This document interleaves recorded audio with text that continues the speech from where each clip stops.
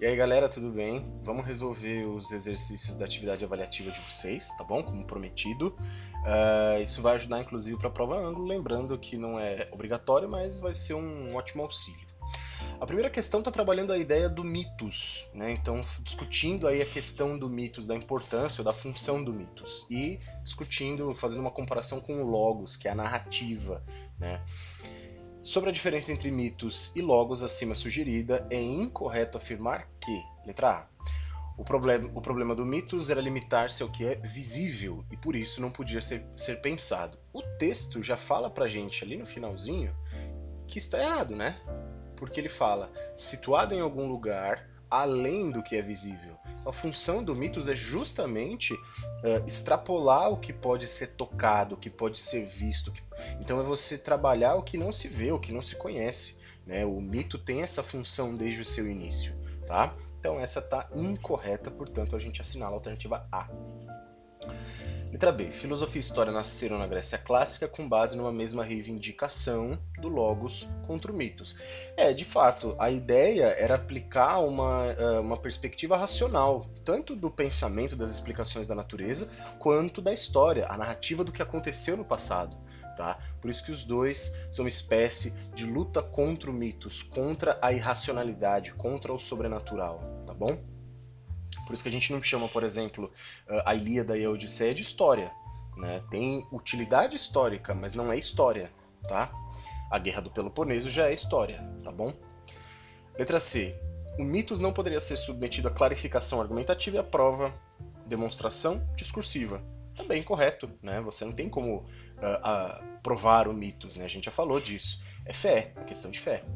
Letra D. Em contraposição ao mitos, o logos era um argumento, era um uso argumentativo da linguagem capaz de criar as condições do convencimento. De fato, né? O logos, o discurso, a narrativa, né, é você construir uma ideia a partir da linguagem, tudo bem? E convencer de que aquilo é correto, tá? Normalmente utilizando-se da racionalidade, nem sempre, mas normalmente utilizando-se da racionalidade, tá bom? Vamos lá. Questão 2. O ser humano desde sua origem, em sua existência cotidiana, faz afirmações, nega, deseja, recusa e aprova coisas e pessoas, elaborando juízos de fato e de valor por meio dos quais procura orientar seu comportamento teórico e prático. Entretanto, houve um momento em sua evolução histórica social em que o ser humano começa a conferir um caráter filosófico às suas indagações e perplexidades, questionando racionalmente suas crenças, valores e escolhas. Nesse sentido, pode-se afirmar que a filosofia... Então, quando ele fala dessa evolução histórica social em que surge o caráter filosófico, né, para as indagações, perplexidades, etc., é a passagem do mito para a filosofia, da explicação mítica para a explicação filosófica, tá? Então pode-se afirmar que a filosofia, letra A, é algo inerente ao ser humano desde sua origem? Não, tá? A gente inclusive fala que as primeiras explicações sobre as coisas, elas são míticas e não filosóficas. Letra B. Existe desde que o ser humano, não havendo um local ou uma época específica para seu nascimento, o que nos autoriza a afirmar que mesmo a mentalidade mítica, acho que saiu mal digitado aí, tá? É também filosófica e exige o trabalho da razão. Não, a mentalidade mítica ela não exige o uso da razão, né? Ela exige o uso da fé, da crença, tá? Das tradições, enfim. Letra C. Inicia sua investigação quando aceitamos os dogmas e as certezas cotidianas que nos são impostos pela tradição e pela sociedade? Justamente o contrário, né? Quando a gente rompe com esses dogmas e com essas certezas, quando a gente os questiona, os critica, tá? Esse é o pensamento crítico filosófico. Letra D. Surge quando o ser humano começa a exigir provas e justificações racionais que validam ou invalidam suas crenças, de fato, seus valores e suas práticas, em detrimento da verdade revelada pela codificação mítica. Então é o questionamento de certas verdades tradicionais que vai levar ao pensamento filosófico, tá? Então ficamos com a letra D. 3. A filosofia grega parece começar com uma ideia absurda, com a proposição: água é a origem e a matriz de todas as coisas. Será mesmo necessário deter-nos nela e levá-la a sério? Sim, E por 3 razões. Em primeiro lugar, porque essa proposição enuncia algo sobre a origem das coisas. Em segundo lugar, porque o faz sem imagem e fabulação. E enfim, em terceiro lugar, porque nela, embora apenas em estado de crisálida, está contido o pensamento. Tudo é um. Muito bem. O que, de acordo com Nietzsche, caracteriza o surgimento da filosofia entre os gregos? Então a gente está vendo basicamente aqui um trechinho, né, que ele mostra pra gente que é muito importante, ele insistindo nessa ideia de mitos, né? Em primeiro lugar, porque essa proposição enuncia algo sobre a origem das coisas. Em segundo lugar, porque o faz sem imagem e fabulação. Então é o apelo a explicações racionais, usando o empirismo, usando a observação e não o discurso mítico, tá? Então, letra A, o impulso para transformar, mediante justificativas, os elementos sensíveis em verdades racionais. Né? Então, assim, não é uma questão de transformar elementos sensíveis, né, do chamado mundo sensível, em verdades racionais, mas em compreender as coisas do mundo, né, as verdades, né, em questionar essas verdades impostas e buscar verdades, tá? Ou novas verdades. Letra B. O desejo de explicar usando metáforas a origem dos seres e das coisas. Não é de maneira metafórica, quando ele fala ali pra gente no texto, né, sobre a água sendo a origem e matriz de todas as coisas, era uma possibilidade, não era uma metáfora. Era algo que se acreditava poder ser uma verdade, tá? Letra C. A necessidade de buscar de forma racional a causa primeira das coisas existentes. Então, isso marca de fato o surgimento da filosofia. Né? Então, é a busca racional pelas coisas do mundo, pelas coisas da vida, da natureza. Tá? Então, C. Letra D. A ambição de expor de maneira metódica a diferença. Não é só uma questão de diferença. Tá? Muitas vezes é a busca pela verdade, não de maneira comparativa. Tá? Letra E. A tentativa de justificar a partir de elementos empíricos o que existe no real. Na verdade, não só de elementos empíricos. Né? Quando você fala, por exemplo, da filosofia de Sócrates, de questionamento, era muitas vezes questionar conceitos. Tá? E aí não é necessariamente a partir do empirismo, tudo bem? Mas a partir de uma reflexão, de uma visão crítica, que é a atitude filosófica. Tá bom? Então ficamos com letra C. 4. De onde vem o mundo? De onde vem o universo? Tudo que existe tem que ter um começo. Portanto, em algum momento o universo também tinha de ter surgido a partir de uma coisa. Mas se o universo de repente tivesse surgido de alguma outra coisa, então essa outra coisa também devia ter surgido de alguma outra coisa algum dia. Sofia entendeu que só tinha transferido o problema de lugar. Afinal de contas, algum dia, alguma coisa tinha que ter surgido do nada. Existe uma substância básica a partir da qual tudo é feito? Então essa busca por uma tal substância básica que teria gerado todas as outras. A grande questão para os primeiros filósofos não era saber como tudo surgiu do nada. O que os instigava era saber como a água podia se transformar em peixes vivos, ou como a terra sem vida podia se transformar em árvores frondosas ou flores multicoloridas. Com base no texto e nos conhecimentos sobre o surgimento da filosofia, assinale a alternativa correta. Vamos lá. Então, pensando ainda no pensamento filosófico, pensando no pensamento foi feio, né? Então, pensando na filosofia pré-socrática, tá? Vamos lá.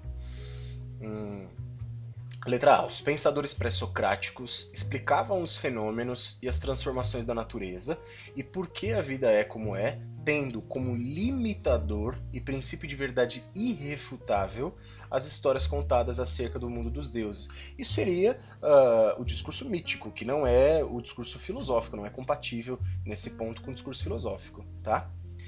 Letra B. Os primeiros filósofos da natureza tinham a convicção de que havia alguma substância básica, uma causa oculta que estava por trás de todas as transformações na natureza e a partir da observação buscavam descobrir leis naturais que fossem eternas. Tá? Então é essa ideia, né, de você buscar as explicações dos acontecimentos da natureza, como ele cita no texto, a água se tornando um peixe, a terra sem vida se tornando uma árvore, né? Então, buscar essas explicações não no mundo mítico, né, mas a partir da racionalidade. Portanto, correta a letra B. Letra C. Os teóricos da natureza que desenvolveram seus sistemas de pensamento por volta do século VI a.C. partiram da ideia unânime de que a água era o princípio original do mundo por sua enorme capacidade de transformação. Não é unânime, né? Tem gente que não fala necessariamente na água, fala de outros elementos, fala da existência de mais de um elemento formador da natureza, então tá errado. Letra D. A filosofia da natureza nascente adotou a imagem homérica do mundo e reforçou o antropomorfismo do mundo dos deuses em detrimento de uma explicação natural e regular acerca dos primeiros princípios que originam todas as coisas. Não é a imagem homérica, né? A imagem homérica é a imagem, de novo, a imagem mítica e não filosófica, tá? Letra E. Para os pensadores jônicos da natureza, Tales, Anaxímenes e Heráclito, então são os pré-socráticos, tá? Alguns deles, há um princípio originário único, denominado o ilimitado, que é a reprodução da aparência sensível que os olhos humanos podem observar no nascimento e na degeneração das coisas. Então, de novo, essa noção de uma unanimidade entre pensadores ela é falsa nos pré-socráticos, tá? Há toda uma discussão, há toda uma teorização a respeito desse elemento formador das outras coisas, tá bom? Por isso que está incorreto. 5. Em um importante trecho da sua obra Metafísica, Aristóteles se refere a Sócrates nos seguintes termos. Sócrates ocupava-se de questões éticas e não da natureza em sua totalidade, mas buscava o universal no âmbito daquelas questões, tendo sido o primeiro a fixar a atenção nas definições. Muito bem. Então, lembrando, né, que o Sócrates ele explorava especialmente conceitos, né, virtudes, enfim. Com base na filosofia de Sócrates e no trecho supracitado, assinale a alternativa correta. O método utilizado por Sócrates consistia em um exercício dialético, cujo objetivo era livrar o seu interlocutor do erro e do preconceito, com o prévio reconhecimento da própria ignorância, e levá-lo a formular conceitos de validade universal, definições. Tá certo, né? Então é o que a gente chamou várias vezes aí de maiêutica, né? Então a ideia do Sócrates não é te entregar uma definição pronta das coisas, mas fazer com que você, a partir da reflexão, a partir da autocrítica, né, e do reconhecimento da sua ignorância, você consiga alcançar verdades universais. Portanto, a letra A está correta, tá bom? Vamos lá. Letra B. Sócrates era, na verdade, um filósofo da natureza? Não, ele já fala isso pra gente no começo, né? Sócrates ocupava de questões éticas e não da natureza em sua totalidade, tá? Então já tá errado por aí, tá bom? Letra C. O método socrático era empregado simplesmente para ridicularizar os homens? Não, né? O Sócrates era filósofo, não integrante do Pânico, então não faz o menor sentido, tá? Sócrates desejava melhorar os seus concidadãos por meio da investigação filosófica. Beleza. Para ele, isso implicava não buscar o que é, mas aperfeiçoar o que parece ser. Por isso, diz o filósofo, o fundamento da vida moral é, em última instância, o egoísmo, ou seja, o que é o bem para o indivíduo num dado momento de sua existência. É uma grande bobagem, né? Ele inverte ali quando ele fala, para ele isso implica não buscar o que é, mas aperfeiçoar o que parece ser. O contrário, é buscar o que é. O que parece ser é o campo das aparências, né? A alegoria da caverna vai falar muito bem disso, tá? Então tá errado, ficamos com a letra A. 6. O trecho abaixo faz uma referência ao procedimento investigativo adotado por Sócrates. O fato é que nunca ensinei pessoa alguma. Se alguém deseja ouvir-me quando falo ou me encontro no desempenho de minha missão, quer se trate de moço ou velho, me disponho a responder a todos por igual, assim os ricos como os pobres, ou se preferirem, a formular-lhes perguntas, ouvindo eles o que lhes falo. Muito bem. Marque a alternativa que melhor representa o método socrático. Aqui você já tem que pegar o comecinho, né? O fato é que nunca ensinei pessoa alguma. Então Sócrates está dizendo que ele não dava as respostas, ele não ensinava. Ele explorava o conhecimento dentro da própria pessoa, tá? Muito bem. Sócrates nada ensina porque apenas transmite aquilo que ouve de seu daimon. Seu procedimento consiste em discursar igualmente para qualquer ouvinte com longos discursos demonstrativos, retirados da tradição poética, ou com perguntas que levem o interlocutor a fazer o mesmo. A ironia é o expediente utilizado contra os adversários, cujo objetivo é somente a disputa verbal, né? Então ele não faz longos discursos, ele faz questionamentos para que a pessoa faça uma autocrítica, faça uma reflexão. Tá? E a ironia não tem como objetivo a disputa verbal, mas a ironia é uma forma é um caminho, né, de fazer com que a pessoa perceba o próprio erro, perceba a própria ignorância, tá? Então, tá errado. Letra B. A profissão de ignorância e a ironia de Sócrates fazem parte de seu procedimento geral de refutação por meio de perguntas e respostas breves, o elencos, e constituem um meio de reverter os argumentos do interlocutor para fazê-lo cair em contradição. Então é a ideia de mostrar a contradição do discurso, né? A refutação socrática revela a presunção de saber do adversário pela insuficiência de suas definições e pela apória. Então, assim, a ideia é mostrar que sempre o argumento da pessoa é insuficiente, portanto o conhecimento que ela tem sobre aquilo que ela acha que ela tem é insuficiente, tá? Então ela deve buscar dentro de si uma verdade a respeito daquilo. Letra C. Sócrates nunca ensina pessoa alguma porque a profissão de ignorância caracteriza o modo pelo qual encoraja seus discípulos a adquirirem sabedoria diretamente do Deus do oráculo de Delfos. Não, a sabedoria seria retirada dentro de si próprio, não através de alguma divindade, tá? Letra D. Sócrates nunca ensina pessoa alguma sem antes testar sua aptidão filosófica por meio de perguntas e respostas. Não é essa a questão, tá? A pergunta e a resposta no método socrático não é para fazer nenhum tipo de teste com a pessoa, mas para fazer com que ela explore o seu conhecimento, tá? Ou a sua falta de conhecimento, tá bom? Então, alternativa B. 7. No diálogo Mênon, Platão faz Sócrates sustentar que a virtude não pode ser ensinada, consistindo-se em algo que trazemos conosco desde o nascimento, defendendo uma concepção segundo a qual temos em nós um conhecimento inato que se encontra obscurecido desde que a alma encarnou-se no corpo. O papel da filosofia é fazer-nos recordar desse conhecimento. Nesse trecho, o autor descreve o que ficou conhecido, e isso ele está falando da doutrina de reminiscência de Platão, né? Então não tem nem muito o que discutir, né? Mas a ideia da reminiscência é que existe um conhecimento oculto, tá? Que um dia nós já estivemos no mundo das ideias, a nossa alma já esteve presente no mundo das ideias, que a gente precisa, através da filosofia, resgatar esse conhecimento, tá bom? Então é a filosofia que vai nos levar de volta ao mundo inteligível, ao mundo das ideias, e isso é o que o Platão vai chamar pra gente de reminiscência, alternativa B. Número 8, a gente tem aí a alegoria da caverna, tá? Então, se discutindo um pouquinho do que é a alegoria da caverna, tá? E depois a gente tem aqui uma tirinha do Maurício de Souza, remetendo de novo à alegoria da caverna. E aí vamos ver a tirinha, né?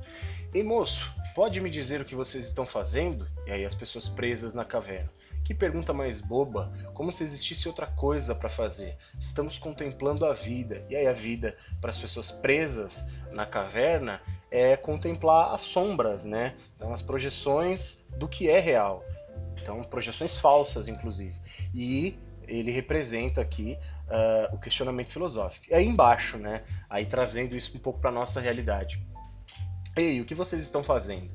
De novo, a pergunta mais boba. Como se existisse outra coisa para fazer.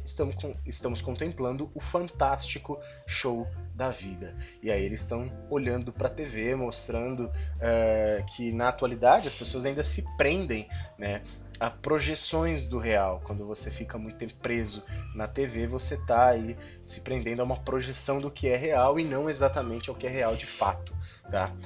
Relacionando o fragmento de texto de Platão e a tirinha da Turma da Mônica de Maurício de Souza com seus conhecimentos sobre o mito da caverna, assinale a alternativa incorreta. Incorreta. Prestem bastante atenção nisso, tá? Na hora de fazer a prova, porque esse tipo de pegadinha às vezes pode te atrapalhar, tá bom? Letra A.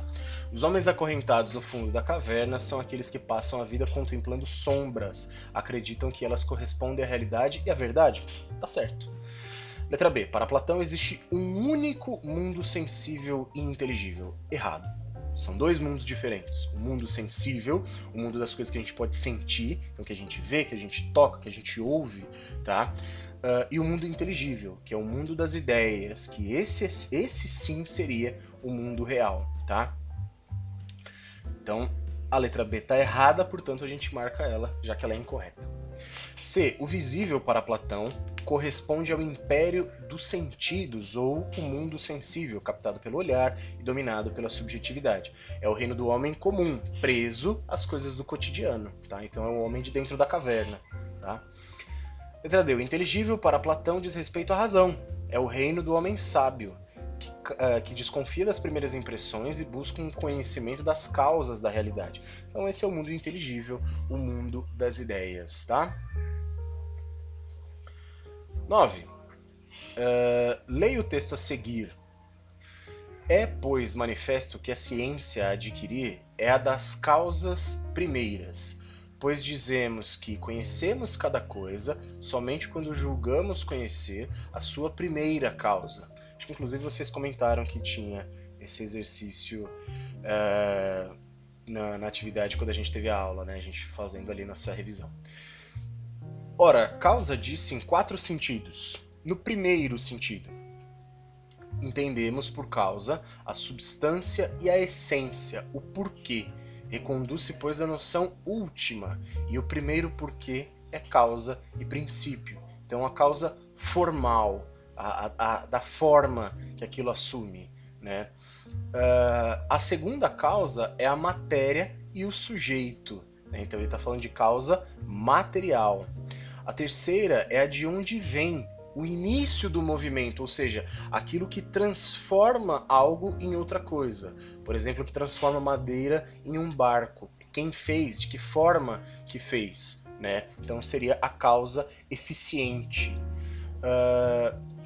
A quarta causa, que se opõe à precedente, né? Então já conta pra gente, né? Se opõe à precedente, se opõe à terceira causa, é o fim para que, e o bem, porque este é, com efeito, o fim de toda a geração e movimento. Fim no sentido de finalidade, tá? Por que ela foi feita? Com qual finalidade aquilo é feito? Tá bom? Então ficamos com a letra C. Causa formal, material, eficiente e causa final, tá bom? Número 10. Então a gente vai falar um pouquinho de sociologia, tá? Então a gente está falando um pouquinho do contexto de surgimento da sociologia, né? O texto 1 e o texto 2 abordam esse tipo de coisa. E aí vem o enunciado. A Revolução Industrial e a Revolução Francesa impulsionaram o surgimento da sociologia como ciência voltada para compreender as novas relações entre as pessoas. Então, repara no que ele fala, as novas relações. Entendendo, portanto, que a Revolução Industrial e a Revolução Francesa criam essas novas relações. Essas relações envolviam agora um complexo de hábitos e costumes e eram provocadas por causa da maneira de se produzirem e se consumirem os excedentes na Europa do século XIX, fruto aí das transformações do capitalismo, né? Sobre esse período da sociologia com base na concepção apresentada nos textos 1 e 2, é correto afirmar que: letra A. A sociologia foi chamada de física social e deveria utilizar os métodos da filosofia teológica como instrumento de compreensão da sociedade. Nada a ver, né? Ela não deveria usar métodos da filosofia teológica, né? Não, sem nenhuma ligação com a noção de Deus, de Theos, né? Mas sim uma noção de investigação racional, tudo bem? Com métodos criados, inclusive, pelos seus pais, né? Quando a gente fala dos pais da filosofia, o Weber, o próprio Marx, que a gente discutiu em algumas aulas, tá? O Durkheim. Então, esses caras vão criar o método sociológico. Letra B. As investigações sociológicas deveriam utilizar os mesmos procedimentos das ciências naturais, ou seja, a observação, a experimentação e a comparação. Então, aí faz sentido, né? Lembrando que o surgimento da sociologia está num contexto de cientificismo, de desenvolvimento da ciência, né, da tecnologia, especialmente no campo industrial, tá? Então, correta a letra B. O positivismo foi a corrente filosófica que fundamentou o surgimento da sociologia como ciência da sociedade, pois tinha uma visão metafísica das relações entre as pessoas. Primeiro, a sua visão ela não é metafísica, tá?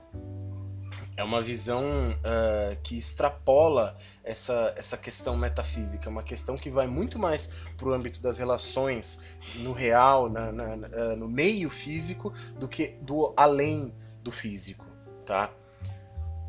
Muito bem, vamos lá. Letra D. O principal representante da sociologia nesse período foi Auguste Comte, que tinha uma visão positiva da sociedade, ou seja, uma reflexão sobre a essência e o significado abstrato das relações sociais. Na verdade, o principal representante da sociologia não seria o Comte, né? Seria um dos primeiros, mas não o principal, tá bom? Talvez o erro esteja aí, além de que não é quando ele fala aí de uma reflexão sobre a essência e o significado abstrato das relações sociais, não é necessariamente um significado abstrato, mas um significado dentro de algo concreto, de um período concreto, tá? Letra E. As ideias de Comte tinham como objetivo encontrar leis universais para explicar as relações sociais com base nos princípios da subjetividade e parcialidade utilizados pelas ciências da natureza. Não é subjetivo e não é parcial, tudo bem? Ele tem que ser objetivo, tem que ter um objeto de estudo, portanto. E não pode ser parcial, tem que ser imparcial, segundo Comte. Não pode tomar lado da coisa, né? Você precisa abrir mão dessa parcialidade. Por isso ficamos com a letra B de bola. 11. Os fenômenos sociais são objeto de investigação desde o surgimento da filosofia na Grécia Antiga, por volta do século 7 e 6 a.C. Mas a construção de uma ciência específica da sociedade remonta apenas ao século XIX. Considerando-se o enunciado acima, assinale a alternativa que apresenta as principais causas que contribuíram para o nascimento da sociologia na Europa do século XIX. A gente acabou falando disso na questão anterior, né, que são as mudanças trazidas especialmente pela Revolução Industrial e Revolução Francesa, tá? Que isso aparece pra gente na alternativa C, né, as mudanças econômicas, políticas e sociais que moldaram as sociedades europeias do século XIX e geraram perguntas, questão social, que demandaram a constituição da sociologia. Essas mudanças, justamente pela alteração no modo de produção, né, alteração no modo de estrutura política, nas relações, ou melhor, na composição jurídica do meio social, então você romper com a sociedade estamental e entrar numa sociedade de classes. Tá? Então todas essas mudanças vão gerar transformações impactantes na sociedade e vão acabar estimulando o surgimento de uma ciência que analisasse tudo isso, que é a sociologia. Tá?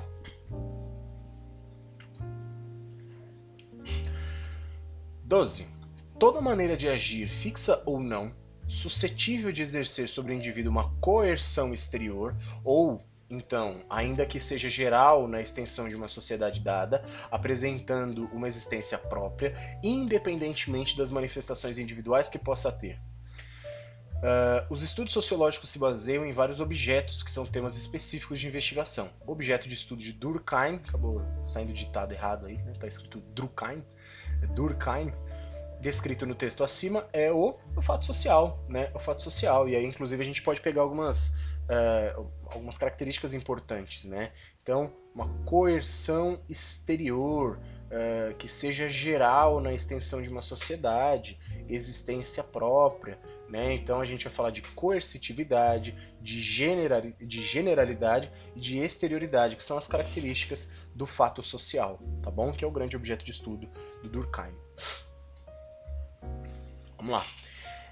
Então a gente tem um textinho do Durkheim, né? De novo falando sobre o fato social, e aí ele pede justamente para você mostrar a alternativa que corresponde às 3 características sobre o fato social, que a gente acabou de falar, né? Então, coercitividade, o os fatos sociais exercem força sobre os indivíduos, levando-os a agirem de acordo com as regras sociais dominantes. Exterioridade, os fatos sociais são exteriores e anteriores aos indivíduos, ou seja, as regras sociais existem anteriormente aos indivíduos. E generalidade, os fatos sociais são regras gerais, repetem-se em todos os indivíduos, pelo menos na maioria deles. Tudo bem? Então, 1, 2 e 3 aí na sequência já que o texto colocou pra gente. Isso nos dá a alternativa D de Durkheim. 14. As sociedades modernas são complexas e multifacetadas, mas é com o capitalismo que as divisões sociais se tornam desiguais e excludentes. Marx já observava que só o conflito entre as classes pode mover a história. Assim sendo, para o referido autor, em qual das opções se evidencia uma característica de classe social? Então, classe social, item A. O status social e cultural dos indivíduos não é só uma questão cultural ou de status, tá? Quando a gente fala de classe social, a gente normalmente está pensando muito mais numa questão relacionada à produção, de que forma o indivíduo se encaixa no processo produtivo, tá? Letra B. A função social exercida pelos indivíduos na sociedade. Não é só uma função social, porque a gente inclusive comentou isso, né? Função social pode aparecer de várias formas diferentes, né? Então, por exemplo, um pai de família é uma função social, um professor tem uma função social, isso pode estar na mesma pessoa de uma classe específica. Letra C. A ação política dos indivíduos nas sociedades hierarquizadas. Não é a sua ação política. Independente da sua ação política, você está inserido numa classe social, tá? Letra D. A identidade social, cultural e coletiva. Não é uma questão de identidade. Presta atenção, não é como você se identifica, né? Inclusive isso é interessante porque tem muita gente, vou dar um exemplo maldoso, talvez, mas enfim, tem muito capitalista sem capital. A pessoa se identifica como um capitalista, mas não é detentor de capital, então é difícil se posicionar dessa forma, né? Não se enxerga da forma correta, da forma como está inserido no processo produtivo. Letra E. A posição que os indivíduos ocupam nas relações de produção. É isso, tá? A definição de classe social, uma característica importante da classe social é isso. É você perceber, não necessariamente perceber, mas enfim, é a posição dentro do modo de produtivo, né, das relações de produção, é a posição que você ocupa, tudo bem? É isso que vai definir a classe social. 15. Ele está falando no texto de uma lei de desenvolvimento da natureza orgânica que Marx teria descoberto, né? E ele diz o seguinte: com base no texto e nos conhecimentos sobre a concepção materialista da história, assinale a alternativa correta. Então, o que é o materialismo histórico, né? Lembra, a história ela vai se transformar a partir das suas relações de produção material. Tudo bem? Então, suas relações produtivas, ou seja, as relações econômicas no campo material, que vão definir todo o restante da sociedade. Comentei isso com vocês, a questão de infraestrutura e de superestrutura, né? Então, a infraestrutura econômica definindo a superestrutura jurídica, filosófica, cultural, etc. Tá? Vamos lá. Letra A. Existem leis gerais e invariáveis na história que fazem a vida social retornar continuamente ao ponto de partida. Ele não está falando de voltar ao ponto de partida, ele não está falando de uma história cíclica, tá? Letra B. A mais-valia, ou seja, uma maneira mais eficaz de os proprietários lucrarem por meio da venda dos produtos acima de seus preços, é uma manifestação típica da sociedade capitalista e do mundo moderno. Assim, a afirmação ela tá certa, mas não é isso que é o materialismo histórico. A mais-valia é uma característica da sociedade capitalista, mas o materialismo histórico, segundo a concepção marxista, existe em toda a história, tá? Então não está correto. Letra C. O darwinismo social é a base da concepção materialista da história, na medida em que essa teoria demonstra cientificamente que somente os mais aptos podem sobreviver e dominar, sendo os capitalistas um exemplo.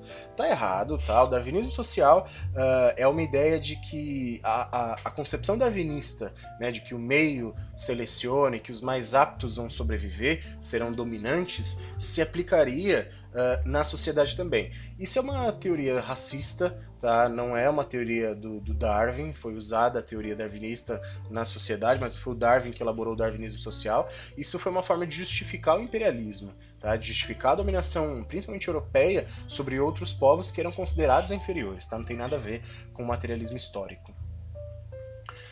Letra D. A partir de intercâmbios na infraestrutura da vida social, desenvolve-se um conjunto de relações que passam a integrar o campo da superestrutura com uma interdependência necessária entre elas, né? Então, é a infraestrutura, como eu disse para vocês, a infraestrutura econômica que vai construir a superestrutura, tá bom? Letra E. A sociedade burguesa, por intensificar a exploração dos homens através do trabalho assalariado, constitui-se em forma de organização social menos desenvolvida do que as anteriores? Não é isso que ele está falando, tá? O Marx, inclusive, no Manifesto Comunista, o Marx e o Engels vão falar de que a sociedade burguesa é uma evolução, né, em relação às sociedades anteriores. Eles não negam isso, eles não negam a importância de se passar por esse processo de desenvolvimento burguês, tá? Então ficamos com a letra D, de ditadura do proletariado. 16. Vamos lá. Para Weber, um tipo de dominação é estabelecido, pois, olha lá, obedece-se não à pessoa em virtude de seu direito próprio, mas à regra estatuída, que estabelece ao mesmo tempo a quem e em que medida se deve obedecer. Então a gente estava falando aí das formas de dominação do Weber, né? A gente fala de 3 formas de dominação: dominação legal, dominação carismática e dominação tradicional. Essa dominação que necessita de uma regra, né, estatuída, inclusive traz a ideia de estatuto, é a dominação legal, a dominação baseada na lei, tá? Então ficamos com a letra A. Quando você obedece a alguém por conta da lei, por exemplo, quando você obedece a uma ordem de um policial, isso é uma forma de dominação legal. Vamos lá. 17, última questão. De acordo com Max Weber, poder é a capacidade verificada dentro de uma relação social que permite a alguém impor a sua própria vontade, mas que para se tornar uma forma de dominação precisa ser legitimada pelos indivíduos que lidam com esse poder. Para a compreensão da ação humana, Weber propõe tipos de dominação. Relacione as colunas estabelecendo as correspondências indicadas pelo sociólogo alemão. Então ele está falando aí de novo. Dominação legal, carismática e tradicional. Primeiro, um tipo de dominação é aquele baseado no dom da graça ou na qualidade pessoal, determinando relação de afetividade. Então, quando a gente fala de uma relação de afetividade, a gente está falando de uma dominação carismática, tudo bem? Dei esse exemplo em aula com vocês. A gente pode desagradar gregos e troianos de uma vez só, né? Bolsonaro e Lula, né, são 2 exemplos de dominação carismática, tudo bem? Então, mas o Bolsonaro não tem carisma. Para você que não gosta dele, não tem. Para quem gosta, ele tem. Mas o Lula é um ladrão, ele não tem carisma, ele é um cachaceiro. Para você que não gosta, ele não tem, mas para quem gosta, ele tem, tá? Então isso é baseado numa questão de afetividade, tudo bem? E aí o que vai explicar isso é a psicologia. Então, segunda afirmaçãozinha ali, dominação em valores e hábitos. Quando a gente fala de valores, o que sustenta os valores são as tradições, tá? Por isso que a gente pode falar de uma dominação tradicional. E por fim, dominação baseada em regras instituídas. As regras estabelecem-se a partir das leis, portanto, a dominação legal, a ordem é 2, 3 e 1, isso nos dá a alternativa B de Brasilzão. Então é isso, galera. Espero ter ajudado. Acho que o vídeo ficou um pouquinho longo, né? Mas vai ajudar vocês de qualquer forma. Tá bom? Beijo pra todo mundo. Boa prova e é nóis.